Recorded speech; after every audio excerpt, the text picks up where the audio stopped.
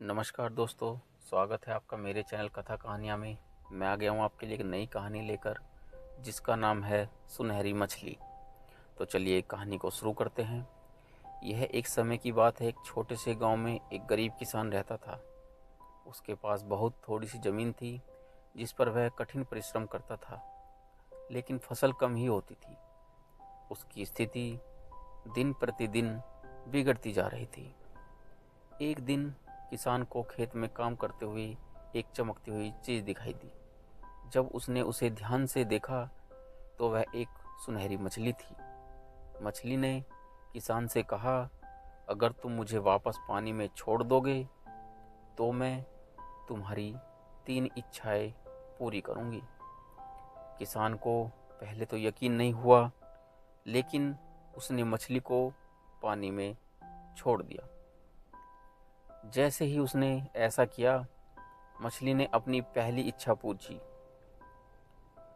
किसान ने सोचा और कहा, मेरे पास बहुत सारी ज़मीन होनी चाहिए ताकि मैं खेती कर सकूं और मेरी गरीबी दूर हो जाए। मछली ने तुरंत उसकी इच्छा पूरी कर दी। अगले ही दिन किसान की ज़मीन में बहुत वृद्धि हो गई और उसकी फसलें भी अच्छी होने लगी। वह अब समृद्ध हो गया था। दूसरी इच्छा के बारे में सोचते हुए किसान ने कहा, मेरे पास एक बड़ा घर हो ताकि मैं आराम से रह सकूं।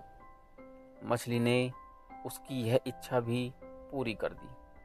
किसान अब एक बड़े और सुंदर घर में रहने लगा। तीसरी इच्छा के समय किसान थोड़ा स्वार्थी हो गया। उसने सोचा कि उसे कुछ ऐसा मांगना चाहिए जिससे वह हमेशा के लिए खुशहाल रहे। उसने मछली से कहा, मुझे हमेशा के लिए अमीर बना दो। मछली ने उसकी तीसरी इच्छा भी पूरी कर दी, लेकिन इसके साथ ही किसान की इच्छाएं समाप्त हो गईं। अब वह खुशहाल जीवन जीने लगा, लेकिन धीरे धीरे उसने देखा कि उसकी खुशी सिर्फ धन में नहीं रह गई है।